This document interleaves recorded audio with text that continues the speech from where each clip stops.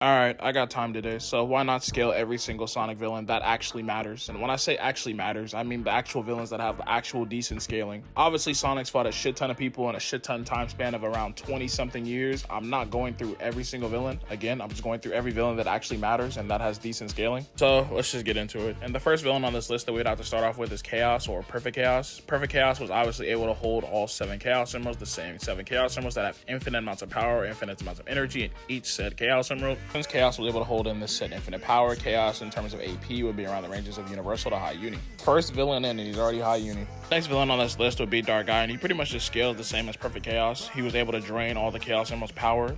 Again, same infinite uni power, putting him in the same range as well. Obviously, Dark Eye is way stronger than Perfect Chaos, but it's just unquantifiable. So in terms of AP, they would just both be High Uni. But before we go on to the next person, we gotta talk about the parallel universes inside of the Sonic universe. There are many parallel universes or worlds inside the Sonic universe, that being Blaze's dimension, the world of the Arabian Nights, King Arthur's palace, Sonic Boom, and the Imaginary world. These worlds are all connected to the original one, meaning that most of these worlds would inherently be 4D as well. Moving on to the next villain we would have to go over, it would be Merlina. Now, Merlina's goal with the power of the scabbard was just to make the kingdom eternal, or make it infinite or endless, or a world that just goes on forever. You can interpret this to be time, but it's just all going to come down to Merlina making the world infinite, meaning Merlina would be a 4D character, or just a multiversal character in general. The previous game, Sonic and the Secret Rings, we have a Razor Jin, and the Razor Jin basically became the creator of the Arabian Nights, or you can interpret that he transcended the world of the Arabian Nights. It doesn't really matter to me. The world of the Arabian Nights is stated to be endless or infinite in size, and even in the epilogue for the game, it states that Sonic ran endlessly throughout the world of the Arabian Nights. Even more so, we know that there are infinite structures in the world of the Arabian Nights, that being the astral plane, and this world is directly connected to the Imaginary world, which again is a 4D space, so this world would inherently be 4D.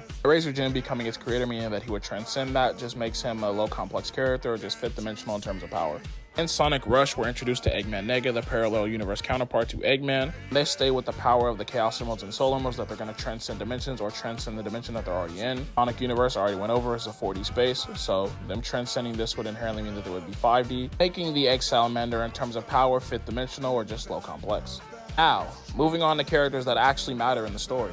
The very next game, we have Solaris, and again, Solaris is already stated to be a superdimensional / hyperdimensional life form with the power to destroy time and space on an incomprehensible scale, the power to dominate cause and effect, fate, and even death itself, and he eats dimensions for lunch. Solaris would exceed every character that we already previously just listed in terms of dimensionality and power, since there are higher constructs within the Sonic universe, but Solaris by himself is stated to be a superdimensional life form, which would be above the pre-existing already determined dimensions, that being 1 through 5, and Solaris would just exceed that, making him a 6th dimensional character, or just complex multi in terms of power.